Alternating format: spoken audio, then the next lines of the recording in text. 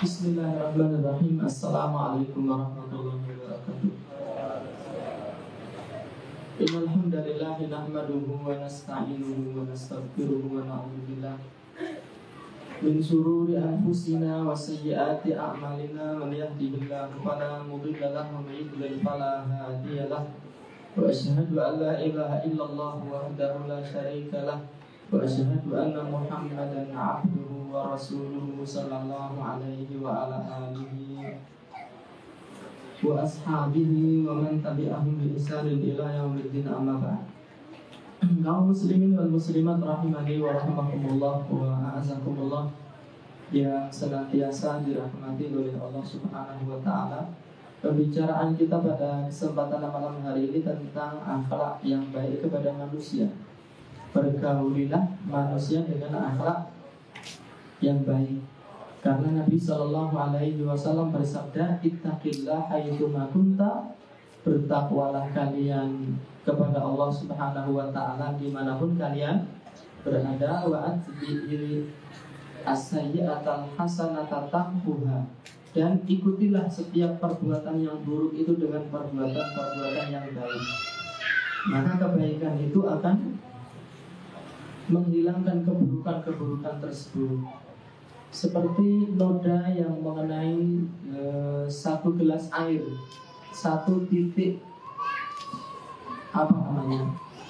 tinta yang mengenai segelas air, ia akan menimbulkan keburukan, akan menimbulkan warna yang keruh. Tetapi air di dalam gelas yang keruh tersebut, kalau kita terus tuangkan ke dalamnya air putih terus menerus, lama-lama yang keruh itu akan menjadi bening kembali, akan menjadi bersih lagi. Dosa yang kita lakukan, keburukan yang kita lakukan, kalau senantiasa diikuti dengan kebaikan, amal-amal sunnah, maka dosa-dosa tersebut akan hilang. Itu yang dikatakan oleh Nabi kita Muhammad Sallallahu Alaihi Wasallam. Kemudian dia mengatakan lagi, wa khaliqin nas bi khuluqin hasan, dan bergaulilah manusia itu dengan akhlak yang baik. Tadi saya sholat maghrib berjamaah di sini tidak khusyuk, tidak bisa tenang, karena saya melihat tadi ada Ustaz Aris Munandar di sini. Kok ada Ustaz Aris Munandar, kok saya suruh ceramah di sini? Gimana ini panitia? Ini panitianya horor ya. Karena beliau salah satu di antara sekian banyak guru saya. Beliau dosen saya waktu di Medi dulu, dan saya belajar kitab Al-Adabul Mufrad kepada beliau di Masjid Al-Asri.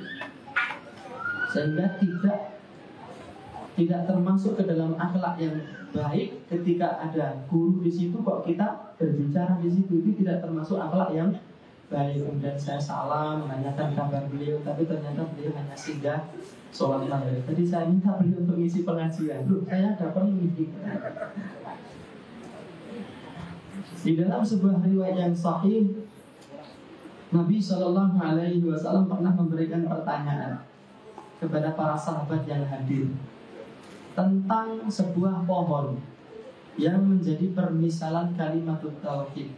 Asluha thabitun, yang akarnya itu kuat menghujam ke dalam tanah, wa far'uha fis sama, dan cabang-cabangnya itu menjulang tinggi ke langit. Tu'ti ukulaha kullahinin bi'izni rabbiha, pohon itu memberikan buah-buahnya sepanjang tahun, tidak mengenal musim.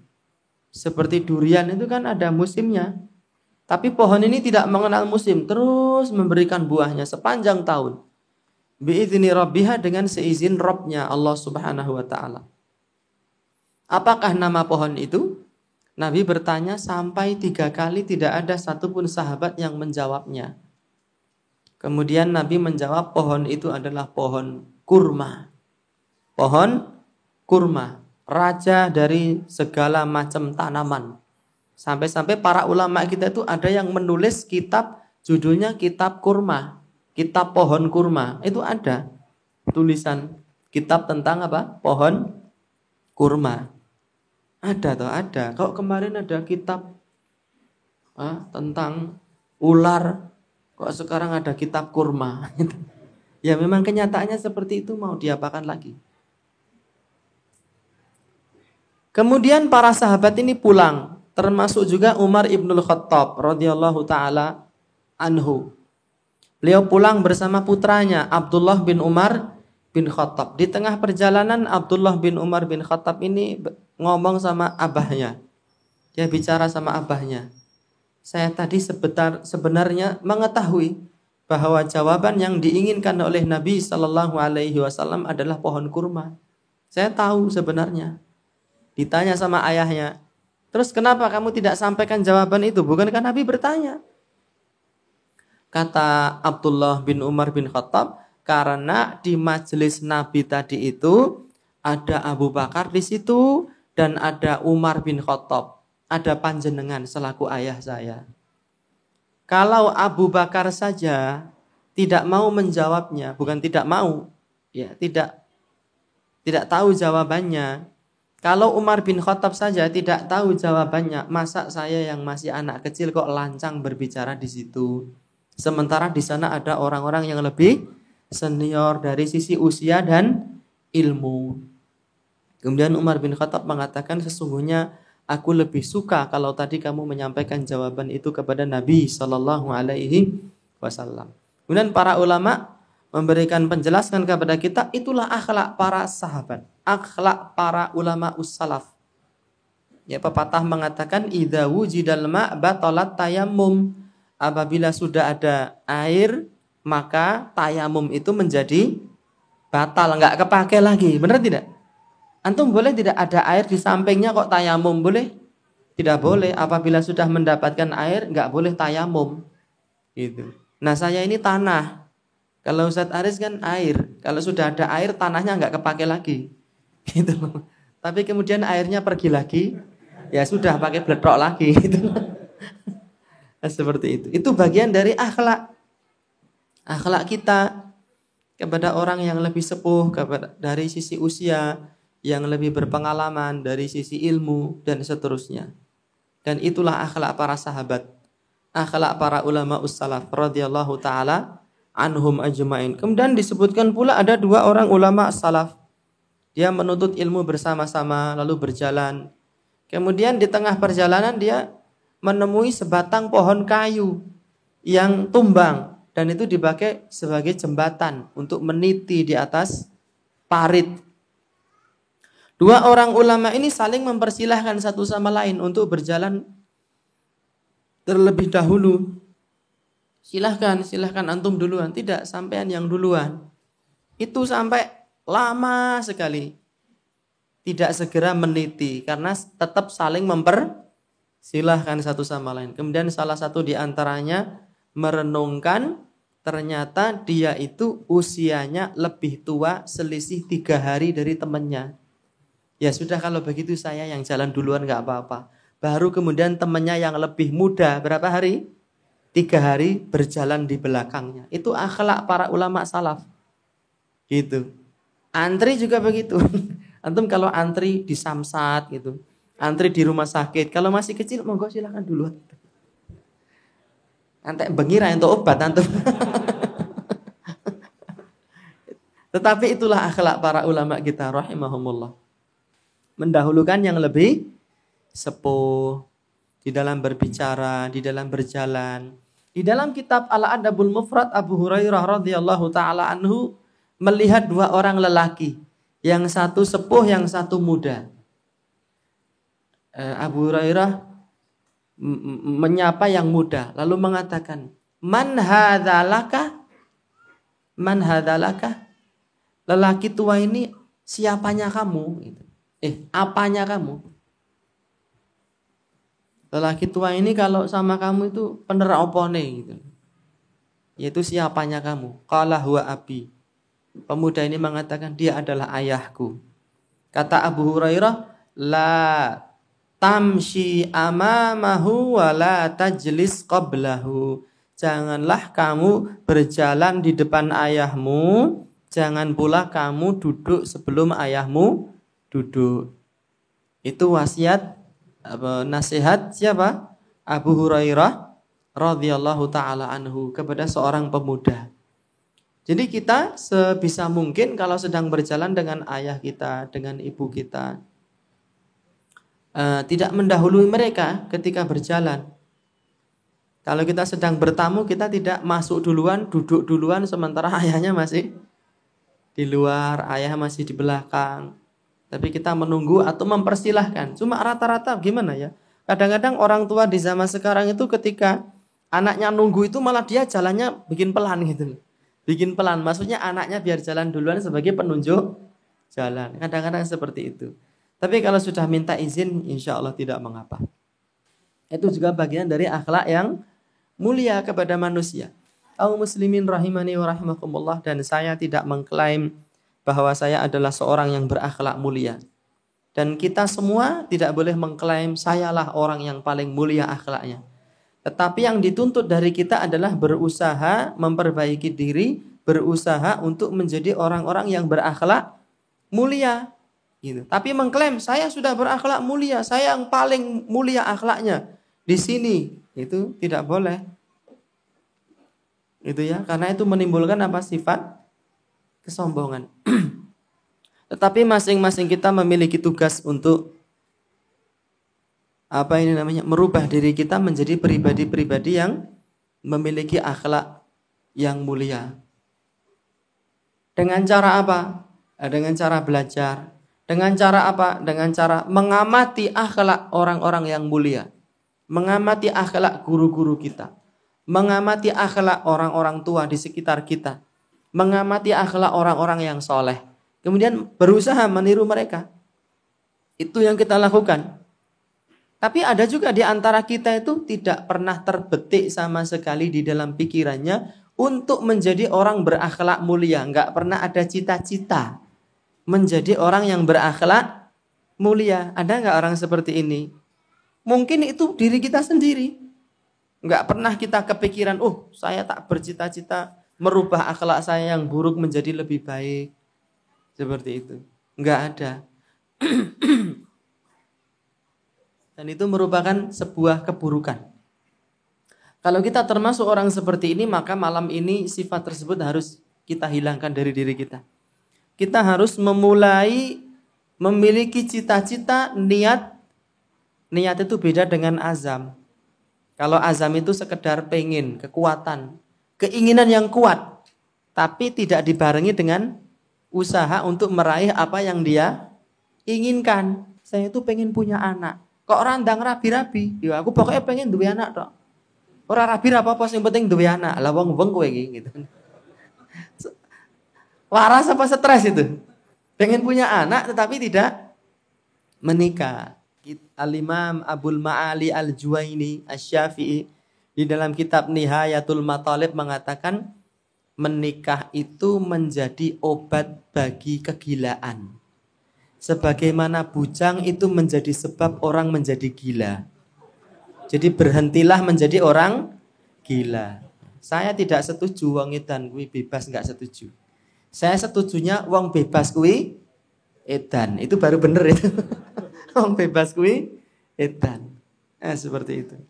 Terus sampai ke situ tadi ya. Kita ngomong apa tadi? Harus ada upaya. Beda antara azam dengan niat. Kalau azam sekedar pengen tapi tidak menempuh cara-cara yang bisa mengantarkan kita kepada cita-cita. Tapi kalau niat itu kepengen, dia kemudian tidak berselang lama, diiringi dengan perbuatan-perbuatan, usaha-usaha yang bisa mengantarkan kita kepada apa yang kita cita-citakan. Seperti itu. Orang yang hanya, nek ditekon niku saya pengen menjadi orang berakhlak mulia, tapi tidak ada usaha untuk memperbaiki akhlaknya. Ya aku memang ngomongnya kasar begini, sudah terima apa adanya. Ra gelem ya wes pergi dari sini. Wong saya itu seperti ini adanya. Silahkan diterima. Kalau enggak mau ya kamu enggak usah temenan sama saya. Ini orang yang tidak memiliki cita-cita untuk memperbaiki diri. Kata para ulama kita, liqa'un nas laisa yufidu syai'an siwal ikthar min qilin wa qali. Fa aqlil min liqa'in nas illa li islahil hali aw li akhdhil ilmi. Illa li akhdhil ilmi aw li islahi hali. Liqa'un nas laisa yufidu syai'an. bertemu dengan manusia itu tidak memberi manfaat apa-apa. Bertemu, keluar, ketemu dengan orang, ngobrol dengan orang, tidak memberi manfaat apa-apa. Siwal ikthar min qilin wa qali, kecuali hanya memperbanyak katanya dan katanya. Generasi hamazun ra'a, orang-orang rendahan yang tidak memiliki cita-cita tinggi, pekerjaannya hanya ngobrol kanan, kiri, utara, selatan, atas, bawah, terus gak ada gunanya. Katanya si fulan begini, katanya artis begini, katanya tokoh publik begini, katanya pejabat begini. Gak ada manfaatnya. Fa'aqlil min liqa'in nas, maka persedikitlah bertemu dengan manusia. Jangan terlalu sering ketemu dengan manusia. Illa li'akhdil ilmi, kecuali bertemu dengan manusia dalam rangka untuk menuntut ilmu. Dalam rangka untuk menuntut ilmu, baru boleh ketemu sama orang. Auli islahi hali, atau tujuan kedua untuk memperbaiki akhlak diri kita. Seperti itu. Kalau ketemu sama orang tidak mengambil ilmu, tidak ada ilmu yang disampaikan di sana, kita juga tidak ada niat untuk perbaiki diri, nggak usah ketemu sama manusia. Karena pertemuan dengan manusia itu hanya akan memperbanyak katanya dan katanya. Ilmu agama yang sangat banyak itu dengan berbagai macam cabang disiplin ilmu yang ada di dalamnya, itu membutuhkan kesendirian. Ya. Tapi kalau kita ketemu dengan orang, terus kapan kita mau baca kitab? Kapan kita mau memahami satu permasalahan? Jadi kata para ulama, bertemu dengan manusia tidak memberi manfaat apa-apa kecuali hanya memperbanyak katanya dan katanya. Maka persedikitlah, minimalisirlah ketemu dengan manusia, kecuali dalam rangka untuk menuntut ilmu agama, kecuali dalam rangka untuk memperbaiki apa? Akhlak kita. Seperti itu. Nabi SAW ditanyakan kepada Aisyah, bagaimana sih akhlaknya Nabi itu? Aisyah mengatakan, kana khuluquhul Quran. Akhlaknya Nabi itu adalah akhlak Al-Quran. Jadi Nabi itu seperti Al-Quran yang berjalan. Akhlak beliau adalah Al-Quran. Akhlak yang mulia, yang luar biasa. Dan Nabi SAW memperlihatkan akhlak yang mulia kepada para sahabat. Kemudian hadisnya, riwayatnya sampai kepada kita tuh agar kita mengambil contoh suri tauladan yang baik dari diri Nabi sallallahu alaihi wasallam. Kita mengambil akhlak yang baik dari Nabi sallallahu alaihi wasallam. Dan itu merupakan bagian dari konsekuensi syahadat asyhadu anna Muhammadan Rasulullah. Aku bersaksi bahwasanya Muhammad adalah nabi dan utusan Allah. Itu ada konsekuensinya. Tasdiquhu fima akhbar. Mempercayai seluruh kabar yang katakan oleh Nabi, wa ta'atuhu fima amar, dan mentaati semua perintah Nabi, wa ijtinabu ma naha anhu wa zajar, dan menjauhi larangan Nabi, wa alla yu'badallah illa bima syara'a, dan tidak beribadah kepada Allah kecuali dengan menggunakan syariat ajaran Nabi besar Muhammad sallallahu alaihi wasallam. Jadi kalau kita mengaku sebagai umat Nabi, maka kita mengikuti akhlak beliau. Di mana tuh Nabi mengatakan, tidaklah saya diutus kecuali untuk menyempurnakan akhlak yang mulia.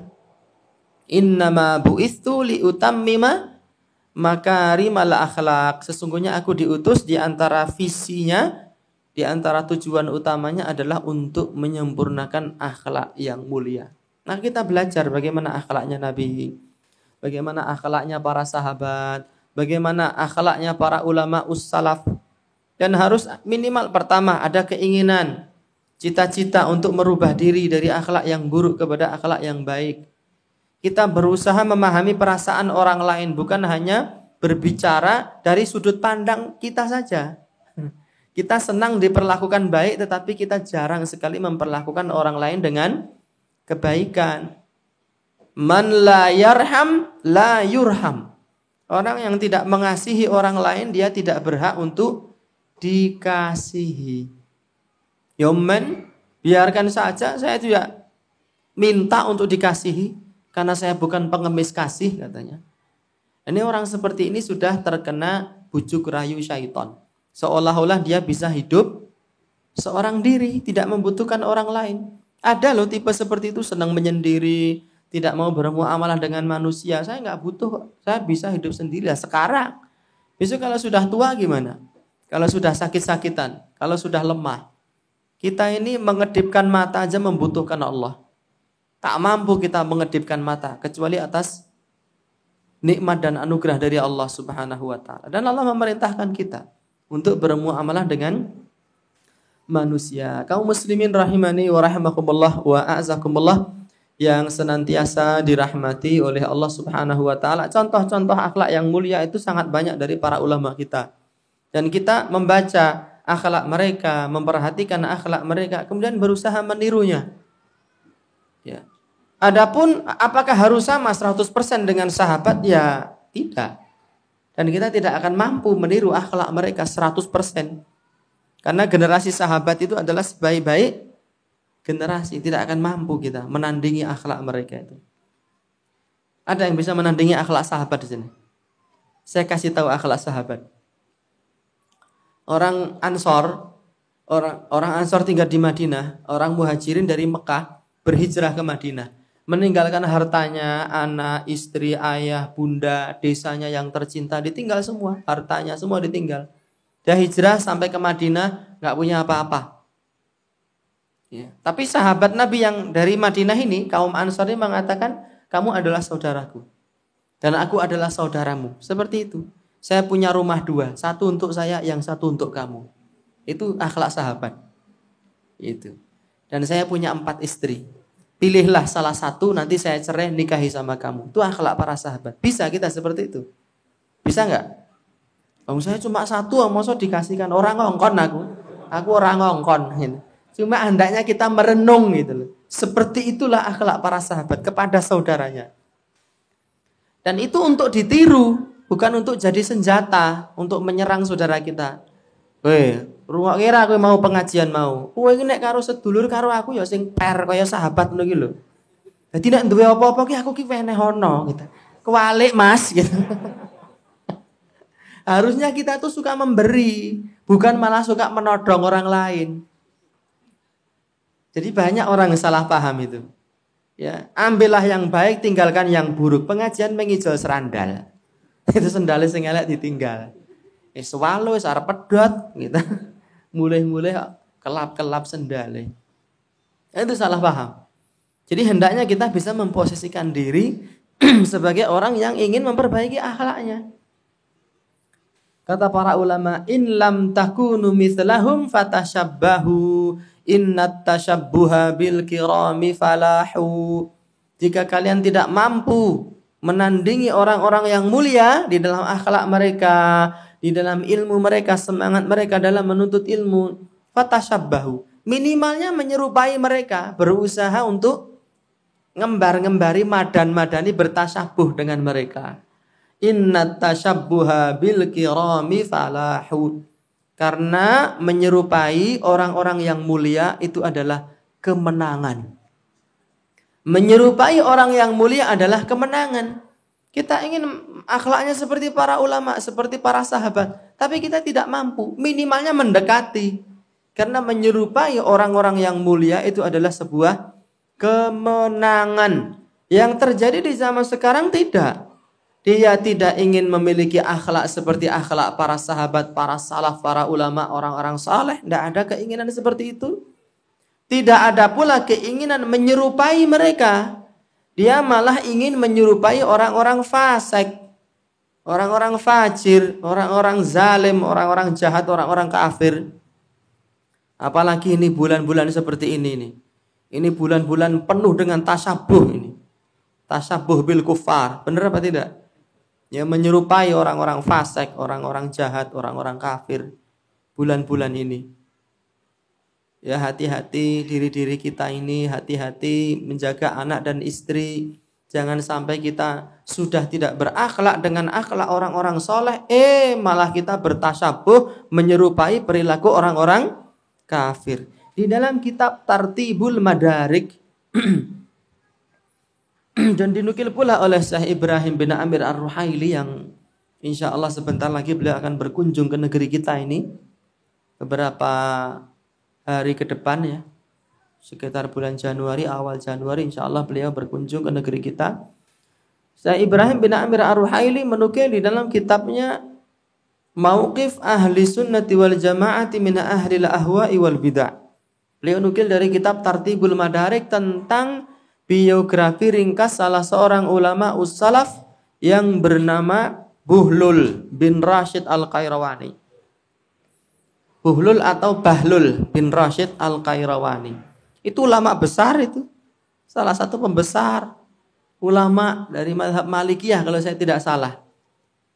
Tapi antum kalau ngelihat orang bodoh malah bilang gimana? Bahlul ente gitu. Ini nama ulama. Bahlul bin Rashid Al-Qayrawani atau Buhlul bin Rashid Al-Qayrawani. Satu ketika beliau ingin menyuruh muridnya untuk membeli minyak samin dengan kualitas yang baik. Dan memberi uang. Tolong belikan saya minyak samin yang bagus, kelas premium. Muridnya ini muter-muter kemana-mana nyari minyak samin dengan kualitas bagus. Nggak ketemu. Begitu ketemu yang jual tuh orang kafir. Lalu ditanya sama pedagang kafir ini untuk siapa minyak ini? Untuk guru kami, Buhlul bin Rashid Al-Qayrawani. Kemudian sang penjual ini, orang kafir ini ngasih dengan harga 1, dikasih 2. Dikasih bonus 100% gitu loh. Harusnya cukup untuk beli 1, tapi dikasih 2. Kemudian dia mengatakan kepada murid-murid, Inni ataqarrabu ilallahi bil buhlul kama tataqarrabuna antum ilaihi bihi. Sesungguhnya aku ingin mendekatkan diriku kepada Allah dengan mencintai guru kalian. Sebagaimana kalian mendekatkan diri kepada Allah dengan mencintai dia. Saya ini cinta dengan dia. Bayangkan, orang kafir sampai cinta dengan ulama. Itu karena apanya kira-kira? Karena akhlaknya, bukan karena yang lain. Sampai orang kafir cinta sama dia. Coba. Lalu pulanglah dia membawa minyak itu. Dilaporkan, loh kok minyaknya banyak sekali? Karena pedagangnya si kafir itu memberi bonus kepada engkau. Dia sangat mencintai engkau, maka dikasih bonus banyak. Kata gurunya ini, minyak ini kembalikan kepada orang kafir, duit saya diminta lagi. Itu. Heran gak ini murid-muridnya? Heran. Lah kenapa dikasih bonus 100% itu kan bukannya malah jos itu. Kita beli 1 dikasih 2, benar tidak? Kok malah dikembalikan? Kenapa? Ada apa wahai guru katanya. Gurunya mengatakan, saya khawatir kalau saya menerima bonus dari orang kafir itu, lalu akan tumbuh bibit-bibit cinta di dalam hatiku kepadanya. Kemudian aku akan terkena ancaman Allah di dalam Al-Quran. Allah Ta'ala mengatakan, La tajidu qawma yu'minuna billahi wal yaumil akhiri yuwadduna man haddallaha wa rasulahu walau kanu aba'ahum au ikhwanahum au ashiratahum. Tidak pernah kalian dapati orang yang beriman kepada Allah dan Rasulnya, dia itu berkasih sayang, berkasih mesra, mencintai kepada orang-orang yang kafir. Enggak ada. Orang yang ngaku beriman kepada Allah dan Rasulnya tidak pernah cinta kepada orang kafir. Meskipun mereka itu aba'ahum, ayah-ayah mereka, saudara-saudara mereka sendiri, keluarga mereka sendiri, selama mereka kafir, tidak ada kecintaan di dalam hati orang-orang beriman kepada Allah dan Rasulnya. Jadi saya khawatir akan tumbuh benih cinta di dalam hatiku kepada orang kafir itu. Jadi kembalikan saja minyak ini. Maknanya apa? Maknanya berakhlak mulia itu wajib. Tetapi bukan berarti orang berakhlak mulia itu lantas pekewuh, tidak enak hati di dalam beramar ma'ruf nahi mungkar. Berakhlak mulia kemudian pekewuh lalu mengucapkan selamat hari raya orang-orang kafir. Tidak boleh pekewuh, akhlak mulia wajib. Hatta kepada orang-orang kafir, jangankan kepada manusia. Islam ini mengajarkan akhlak yang baik kepada binatang sekalipun. Bainama rajulun yamshi bi tariqin yashtaddu bihil har. Tatkala ada seorang lelaki berjalan di atas jalan yang sangat panas sekali. Ya, fawajadal bi'ra wa nazalal ma'a thumma syaribal ma'a. Dia mendapati air sumur, dia mendapati sumur. Fawajadal bi'ra, dia nazalal bi'r, kemudian dia masuk ke sumur lalu minum air. Thumma kharaja, lalu keluar dari sumur. Fa idza bihi kalbun yalhathu ya'kulu thara minal atas. Tiba-tiba orang ini melihat ada seekor anjing yang melet-melet, menjulurkan lidahnya. Dia menjilati tanah, menjilati pasir dikarenakan rasa haus. Faqala fi nafsihi, lalu dia mengatakan dalam hatinya, laqad balagha hadzal kalba minal atas mithlu alladzi kana balagha minni. Anjing ini telah merasakan rasa dahaga yang teramat sangat sebagaimana rasa haus yang tadi aku rasakan. Kemudian dia masuk ke dalam sumur lagi. Wa mala'a khuffahu ma'a, dia memenuhi sepatunya dengan air. Tsumma amsakahu bi fihi, lalu dia gigit sepatu berisi air. Padahal sepatu itu baunya seger apa semegeri apa gimana? Baunya tidak enak kan sepatu itu? Hatta sepatunya presiden yang namanya sepatu itu yang tidak seger. Tapi dia gigit sepatu berisi air. Fasaqal kalba, lalu dia memberi minum anjing itu dengan sepatu berisi air. Fasyakarallahu lahu wa ghufira lahu. Allah Subhanahu wa taala berterima kasih kepadanya dan mengampuni dosa-dosanya. Akhlak kepada anjing. Dan anjing itu binatang yang apa? Yang hina, betul tidak? Binatang hina. Tapi kalau kita berakhlak kepada dia, Allah berterima kasih dan memberi ampunan. Apalagi manusia, meskipun dia kafir. Kalau dia butuh hutang, ya kita kasih hutang. Kalau dia jatuh, ya kita tolong. Bukan malah jatuh wis mingkring-mingkring jorok nih sisa nae wong kafir ben. Sudah mingkring-mingkring, tolong Mas, tolong jorok nih. Itu bukan akhlak yang baik. Tetapi pertolongan kita kepada mereka, ya, senyum kita kepada mereka itu hanya berhenti pada lahiriah saja. Batiniahnya kita tidak boleh cinta sama orang-orang kafir. Benar tidak? Itulah akidah. Al-wala wal bara. Apalagi sampai meniru-niru perbuatan mereka, meniru-niru ajaran agama mereka, tidak boleh. Ya, anaknya nangis diberikan trompet. Antum tahu tidak? Satu fakta, realita yang tidak bisa disangkal oleh apapun. Yang namanya trompet wis dimut wong akeh. Sudah dicoba. Siapa yang nyoba? Ya sing gawe trompet nah. Dia bikin trompet kan mesti dicoba kan? Wah rong muni. Diperbaiki lagi dicoba, ngantek kelomoh, setelah itu didol. Antum beli. Nanti kalau kena rabies gimana antum? Jadi nggak usah kepingin itu. Ya. Dan nggak usah belikan anak-anak kita. Tapi anak saya nangis, tantrum, gulung komeng sampai balik jungkir. Ya dibelikan yang lain, otok-otok. Apalagi mainan anak itu? Selain otok-otok, yaitu rumah bekecot itu 2, rumah bekecot kan disunduk pakai bambu kanan kiri, terus diikat pakai karet, terus dikasih bambu. Tak, itu sudah ketawa kok anak kita. Kenapa? Beralasan anaknya nangis. Seolah-olah di sana tidak ada mainan yang lain. Tapi anak saya itu enggak senang dengan mainan tradisional, ya ditukar kayak mobil. Mobil yang ada remote kontrolnya yang harganya 100 juta. Karena orang tuanya rodok geleleng gitu ya. Ya seperti itu. Ini bulan-bulan tasyabuh.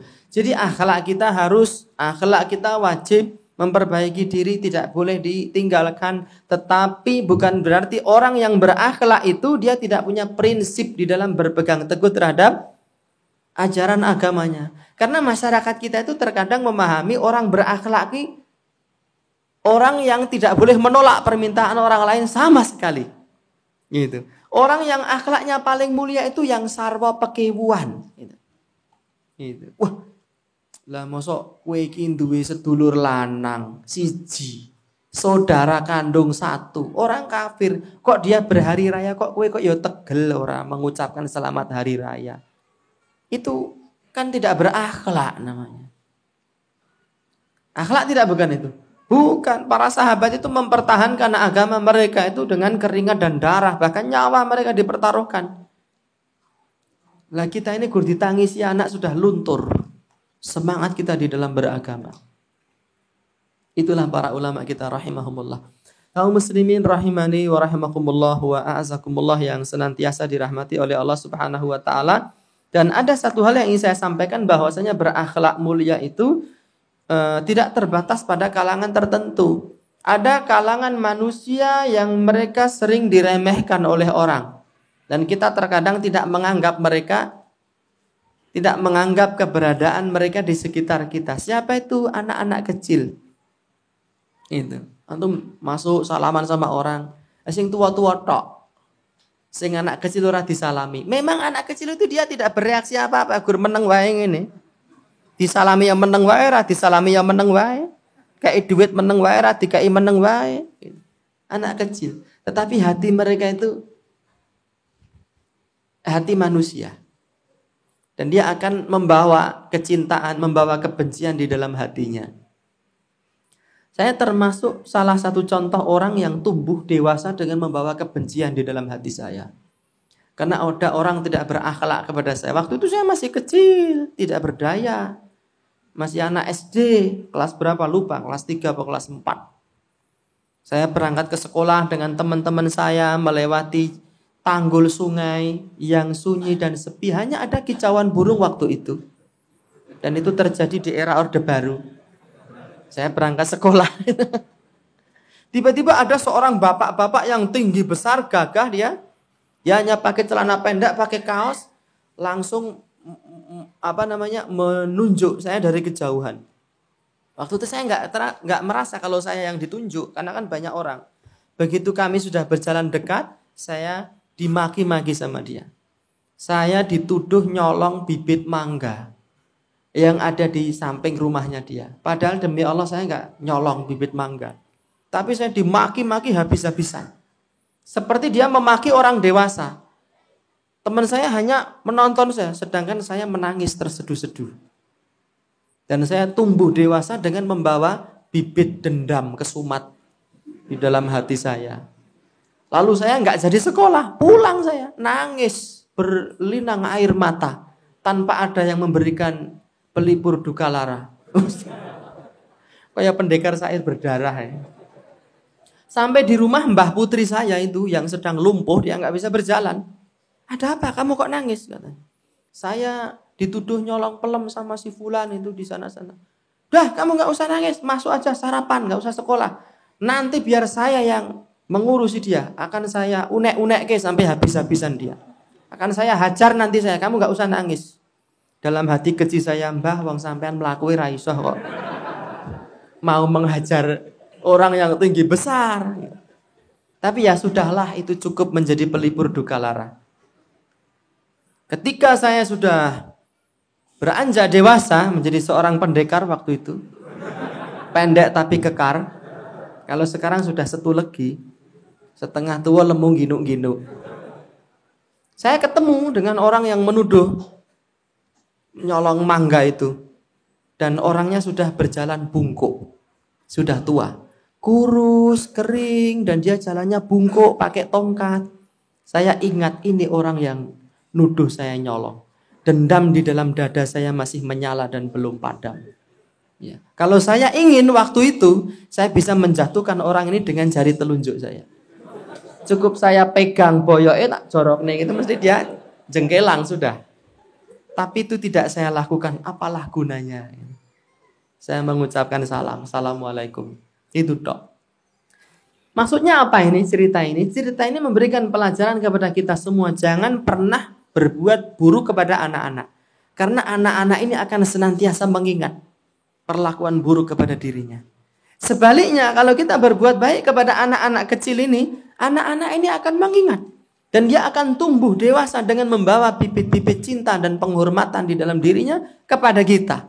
Kepada orang-orang yang memperlakukan dia dengan baik.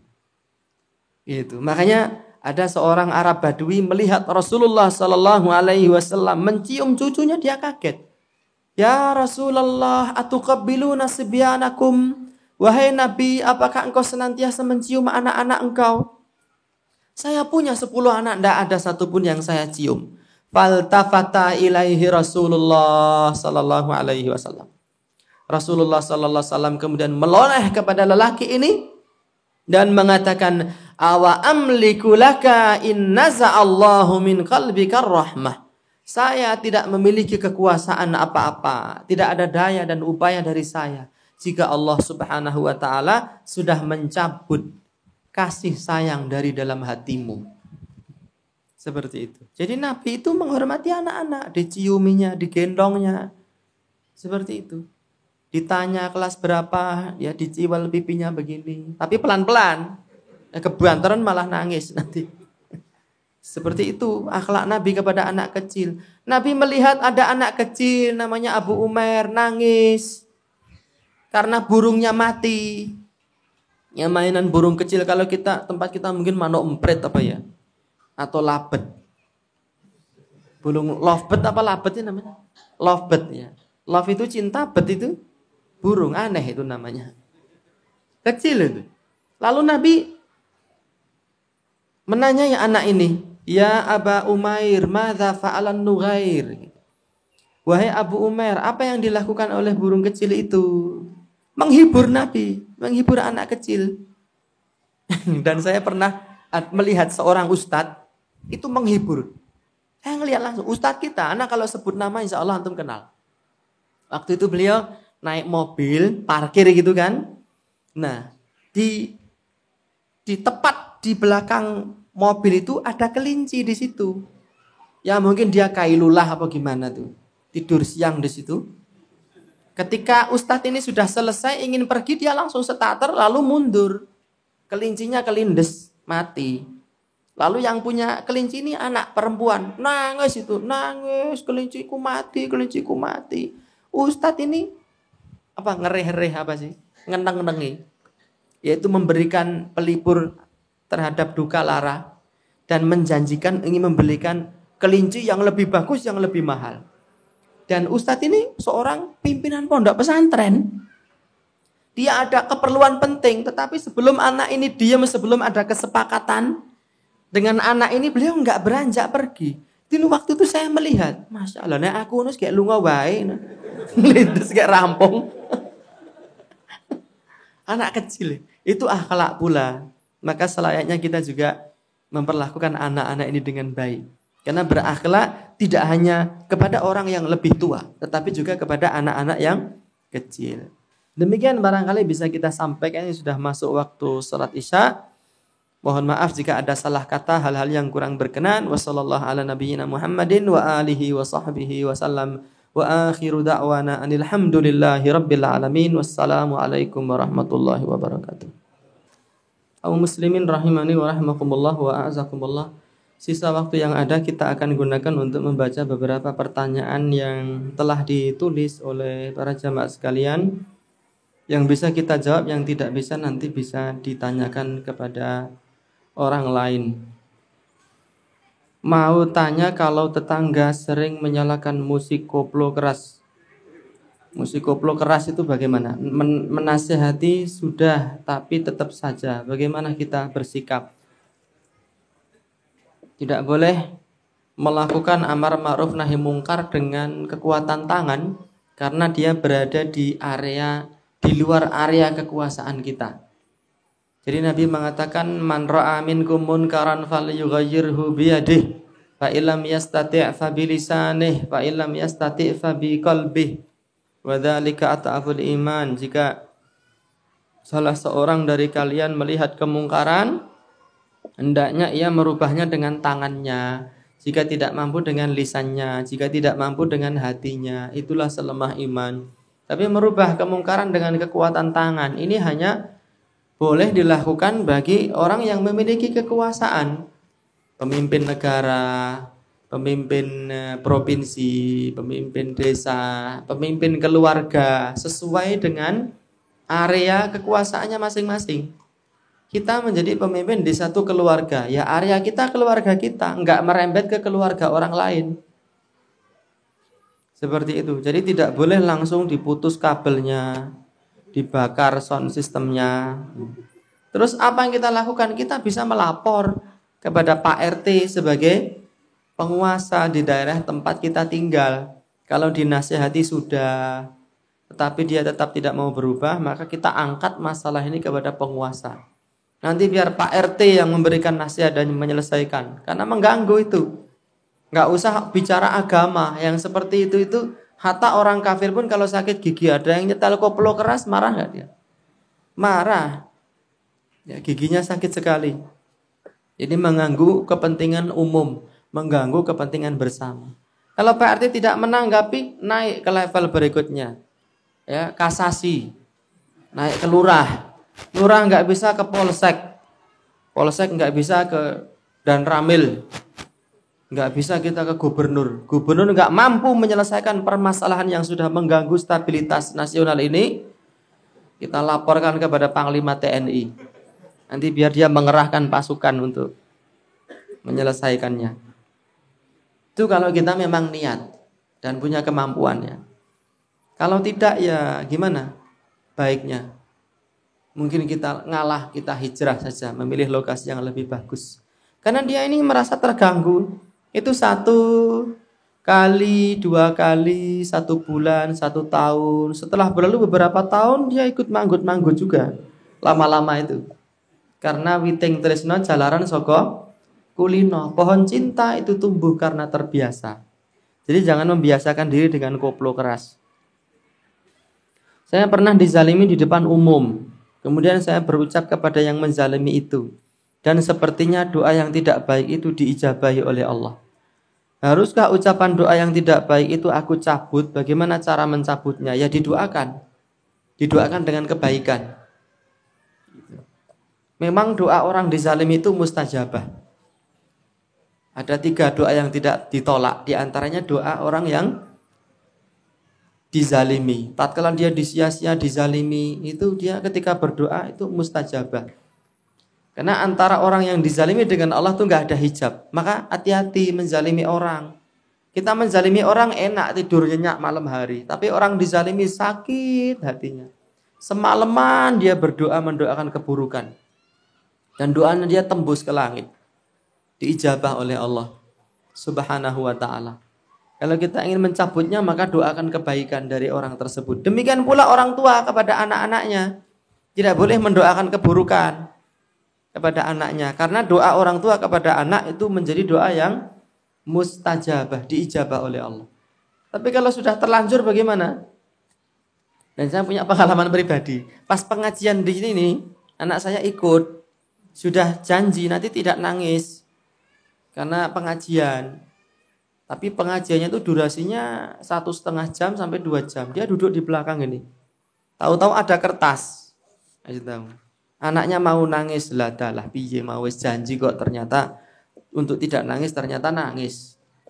Terus saya angkat, saya pangku dan saya sudahi pengajian. Saya sempat ngomong gini, mohon maaf ya karena ini ada troublemaker di sini gitu. Saya pulang pengajian saya baru sadar saya telah mengucapkan kata-kata buruk.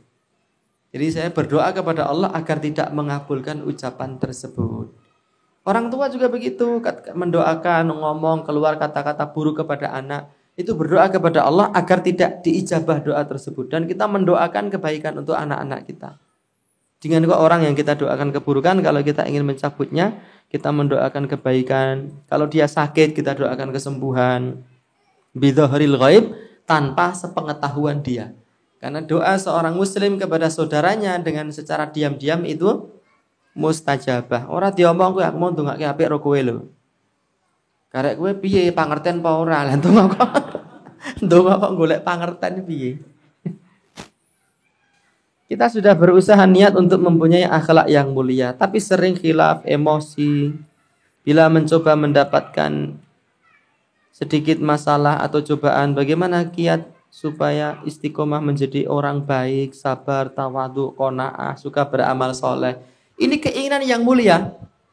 Dan ini anak tangga pertama yang harus disyukuri. Syukurilah ini. Kita diberikan Allah keinginan untuk menjadi orang yang baik, sabar, tawadu, qanaah, suka beramal soleh. Ini keinginan yang mulia. Tidak semua orang diberi loh ini. Wah, ada kok orang itu cita-citanya saya pengen menjadi preman yang paling nomor 1 di kampung sini. Lain. Kalau kalian bersyukur, kata Allah, la azidannakum, maka akan aku tambah. Kalau anak tangga yang pertama ini kita sudah syukuri, ya Allah, alhamdulillah engkau telah berikan niat baik dalam hatiku untuk memperbaiki diri ini. Mudah-mudahan engkau tambah lagi kenikmatanmu dengan anak tangga yang kedua. Ada sedikit perubahan. Jadi setiap nikmat yang Allah berikan kepada kita, kita syukuri. Demikian pula kita bisa datang ke masjid ini nih, pengajian. Disyukuri loh. Jangan tidak disyukuri. Kalau kita sudah bersyukur, alhamdulillahilladzi binikmatihi tatimmus shalihat. Segala puji bagi Allah, saya bisa melakukan amal soleh malam hari ini. Duduk di Masjid Abdurrahman bin Auf. Alhamdulillah, tidak semua orang bisa dan mampu. Tidak semua orang diberikan keringanan. Kalau kita sudah bersyukur, Allah akan tambah nikmat itu. Tapi kalau nikmat pemberian Allah kepada kita tidak pernah disyukuri, inna adzabi lasyadid. Kenikmatan itu akan dicabut dari diri kita dan kelak kita menerima azab yang pedih. Jadi syukuri yang pertama, syukuri kita diberikan cita-cita seperti ini. Yang kedua, kita berteman dengan orang-orang yang baik. Dengan orang-orang yang baik, sabar, tawadu, qanaah, suka beramal soleh. Karena as-sahibu sahib. As-sahibu sahib. Yang kedua, banyak-banyak berzikir kepada Allah. Zikirnya apa? Banyak sekali. Allahumma a'inni ala dzikrika wa syukrika wa husni ibadatika. Ya Allah, tolonglah hambamu ini untuk senantiasa bersyukur kepada engkau, senantiasa berzikir kepada engkau, dan senantiasa baik di dalam beribadah kepadamu. Allahumma arinal haqqa haqqa warzuqna tiba'ah wa arinal batila batila warzuqna ijtinabah. Allahumma ati nafsi taqwaha wa zakkiha anta khairu man zakkaha anta waliyuha wa maulaha. Ya Allah, sucikan jiwaku, bersihkanlah ia. Engkau adalah sebaik-baik zat yang mensucikan jiwa, karena engkau adalah pemilik jiwaku dan yang menguasainya. Qulubul insan baina asabi'ir rahman yuqallibuha kaifa sya'. Hati manusia itu ada di antara jari jemari Allah. Allah yang membolak-balikkan siapa yang dikehendaki. Seperti itu. Kemudian yang terakhir juga kita itu mengamati tingkah laku orang-orang yang soleh, yang baik, yang sabar. Seperti itu. Diamati. Maka perlu ada kepekaan.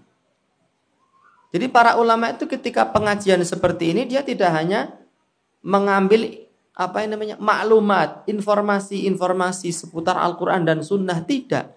Tapi dia mengamati akhlak gurunya, dia mengamati akhlak orang-orang ada di sekelilingnya.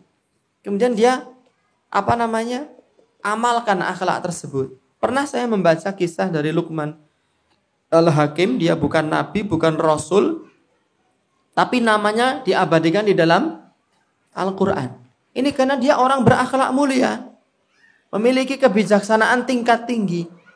Pernah dia ditanya, bagaimana engkau bisa mencapai derajat kemuliaan akhlak seperti ini? Kata beliau, setiap hari, setiap kali ketemu dengan orang-orang yang safih, orang-orang yang dungu, orang-orang tidak berakhlak baik, saya belajar dari mereka. Misalnya nih, antum beli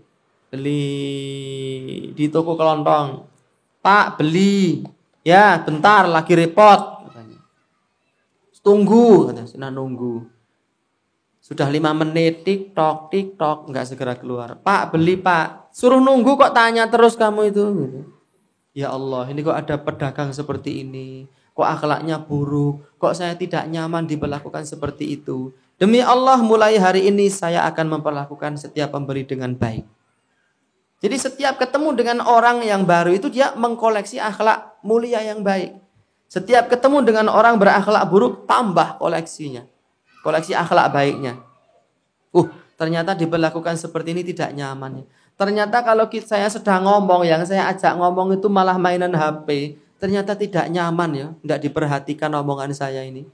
Demi Allah, mulai hari ini saya tidak akan main HP ketika diajak ngomong oleh orang lain. Tambah akhlaknya. Dengan demikian, tapi itu berat ya. Dan saya tidak mengklaim saya sudah punya itu, tapi masing-masing kita semuanya hendaknya menyadari akhlak kita tidak baik dan berusaha untuk memperbaikinya. Dan saling menasihati satu sama lain. Di kampung saya ada seorang pimpinan pesantren. Di kampung saya ada juga. Saat ini beliau bekerja sama dengan universitas non-muslim dan mulai mengadakan pengajian bersama orang-orang Nasrani di pondoknya dan mengundang masyarakat. Dia berdalih ini kajian kebangsaan. Apakah jika saya mengabarkan kepada masyarakat itu kajian yang merusak akidah, menyesatkan umat termasuk ghibah? Tidak. Tidak termasuk ghibah. Di dalam kitab Syarah Aqidah Thahawiyah tulisan Al-Imam Ibnu Abil Iz Al-Hanafi dikatakan al-qadahu laisa bighibatin fi sitatin. Menyebutkan aib orang lain itu tidak termasuk ghibah di dalam 6 perkara. Di antaranya amar ma'ruf nahi mungkar. Di antara punya orang minta fatwa. Di antaranya pula orang yang dizalimi dia mengadu. Itu tidak termasuk ghibah. Pak, saya mau lapor. Gitu. Lapor apa, Mas? Wah, nanti kalau saya lapor nanti saya ghibah, Pak. Enggak jadi aja, Pak. Gitu. Itu tidak termasuk ghibah. Saya kemarin dianiaya oleh si fulan yang jahat itu. Dia sifatnya begini. Tolong itu orang itu diamankan. Itu tidak ghibah. Demikian pula menjelaskan penyimpangan akidah itu tidak termasuk ghibah. Imam Ahmad ibnu Hanbal ditanya, ayyuhuma afdal? Rajulun shama wa shalla wa i'takafa wa rajulun takallama fi ahlil bid'ah. Mana yang lebih utama? Seorang lelaki yang shoma puasa, sholat dia sholat, wa i'takafa dia i'tikaf. Dia yang lebih baik atau seorang lelaki yang menjelaskan penyimpangan para ahli bid'ah, menyimpangan akidah, dia jelaskan mana yang lebih utama? Kata Imam Ahmad ibnu Hanbal, idza shama wa shalla wa atakafa fa innama huwa li nafsih. Jika seseorang sholat, jika seseorang puasa, jika seseorang iktikaf, kebaikannya itu kembali, pahalanya kembali, kebaikannya, maslahatnya kembali untuk dirinya sendiri. Wa idza takallama fi ahlil bid'ah fa innama huwa lil muslimin. Hadza afdalu. Jika seseorang menjelaskan penyimpangan akidah, penyimpangan dalam agama, maka manfaatnya kembali kepada kaum muslimin, kembali kepada orang banyak, dan ini lebih utama. Tapi harus dilakukan dengan ilmu. Ya. Karena ini merupakan jihad khusus para pengikutnya Rasul yang tidak bisa dilakukan oleh semua orang. Yang sekedar nesu, ngamuk-ngamuk itu semua orang bisa. Tapi menjelaskan dengan ilmiah, dengan ilmu, dengan basirah, dengan dalil, itu yang dituntut. Apakah saya masih boleh bermakmum kepadanya? Tidak dianjurkan. Adapun sah atau tidaknya maka perlu ada penegakan hujjah. Tetapi apa yang dia lakukan itu sebuah kesesatan dan saya tidak menganjurkan untuk bermakmum kepada orang tadi. Lebih baik dihindari. Jika kita memiliki kakak kandung yang akhlaknya kurang baik, semua kita insya Allah kurang baik. Kebaikannya kurang. Seringkali berselisih dengannya. Bolehkah kita menjaga jarak dengan tujuan agar tidak menambah dosa? Ini perlu perlu ditahkik, perlu dirinci lagi akhlak buruknya bagaimana, terus menjaga jaraknya bentuknya seperti apa, tidak bisa digebiah-uyah. Ini pertanyaan umum dan saya tidak berani menjawabnya, khawatir nanti ada yang salah paham. Aku dikongkon kok ngono. Dikongkon aku padahal ora ngongkon apa-apa, kenale ora ngongkon. Akan ada peringatan Hari Ibu. Akan ada kegiatan senam, musik dan lain-lain. Sebelum acara ini bersih-bersih. Apakah jika hanya ikut gotong royong ya tidak toh. Gotong royong enggak. Kecuali gotong royong bikin panggungnya lah ya. Kalau gotong royong besik-besik di pinggir jalan nyabuti rumput ya enggak. Kalau gotong royong dalam rangka mempersiapkan acara itu tadi, ya musikal, acara joget-joget lah itu ya enggak boleh. Tapi kalau bersih kampung secara umum yang enggak ada kaitannya dengan acara itu maka tidak mengapa. Di sisi lain saya takut dikatakan berakhlak mulia pada tetangga. Di sisi lain saya takut tidak dikatakan berakhlak mulia. Lo enggak perlu takut.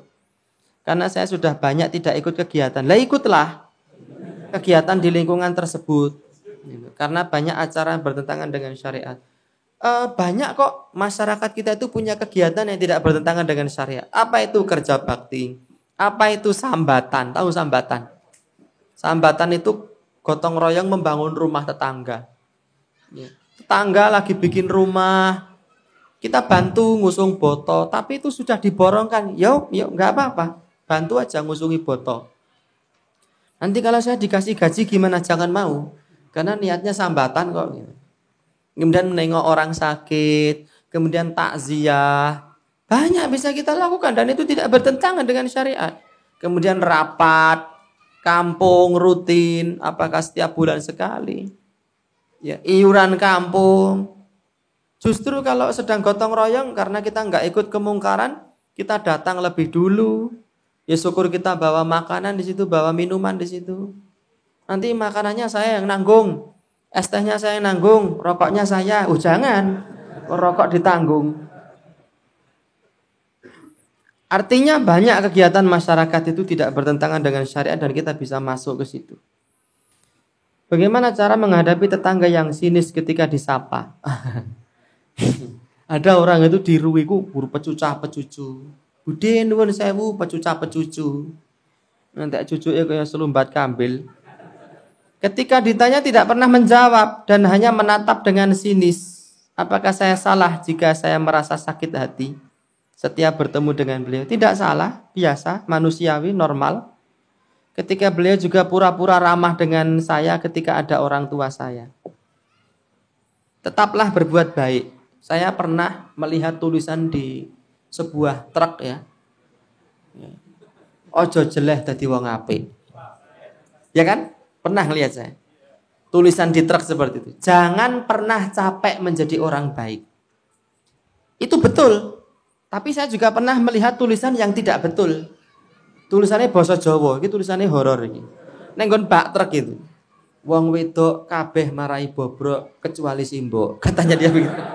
Wah, ini enggak betul ini, saya bilang. Tulisannya betul nyata, itu saya ngelihat langsung itu. Kabeh wong wedok marai bobrok kejaba Simbo katanya. Itu salah.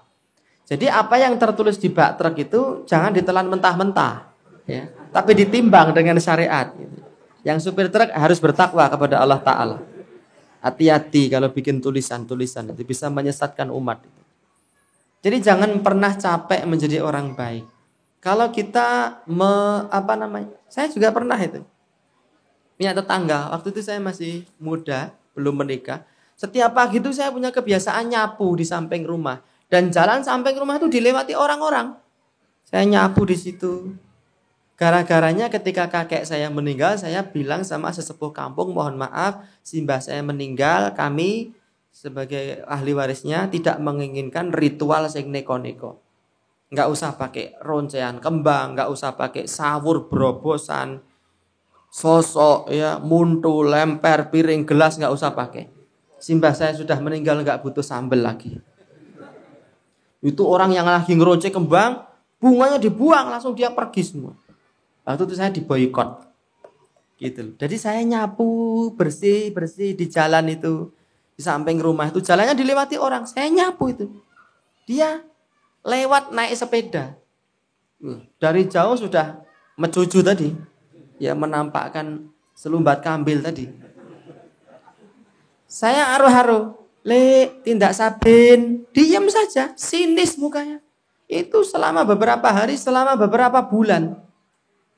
Ini rumah saya, ini jalan. Saya nyapu di sini. Setiap pagi loh itu. Nggak mungkin kalau dia nggak dengar. Karena volume saya tambah dari hari ke hari berikutnya. Ini nggak mungkin ini kalau RDBD. Rodo budek. Nggak mungkin. Karena volumenya sudah saya tambah. Tapi memang dia sinis. Dan itu ada 2 orang. Yang lainnya masih nggih, ya. Ini diam saja. Dan setiap pagi dia lewat situ. Setiap pagi saya nyapu di situ. Bayangkan. Selama berbulan-bulan. Akhirnya saya punya niatan. ini pekarangan saya yang ada jalannya, di situ ada jalan kira-kira 100 meter di pinggir sungai. Dan itu nggak ada yang nyaponi, sudah daun-daun itu penuh. Itu nekat, wis biyen tak saponane kabeh. Sepanjang 100 meter tak saponi kabeh. Tak saponi. Dia lewat menengahi jian, masih bertahan dengan selumbatnya. Tak saponi meneh, semakin jauh durasi nyapu saya. Jadi dia jalan 100 meter, kok ngila-ngila bersih ya. Gitu. Pertama kali, gitu tok. Terus saya arui, gitu. Gitu tok. Sudah berubah. Jadi kalau antum sinis begini, antum menyapa dia sinis, ya, menyapulah di halaman rumahnya dia. Kalau dia masih sinis, berarti mungkin bukan manusia itu kayaknya. Jadi perbuatan yang buruk itu dibalas dengan apa? Kebaikan. Insya Allah dia akan berubah. Meskipun butuh lama dan butuh kesabaran ekstra. Tapi kalau sakit hati dosa enggak? Ya enggak, diperlakukan buruk kok. Tapi alangkah lebih utamanya perlakuan buruk kita balas dengan kebaikan. Itu saja yang bisa kita sampaikan, mudah-mudahan bermanfaat. Mohon maaf jika ada salah kata, hal-hal yang kurang berkenan. Wassallallahu ala nabiyyina Muhammadin wa alihi wa sahbihi wa sallam wa akhiru da'wana alhamdulillahi rabbil alamin. Wassalamualaikum warahmatullahi wabarakatuh.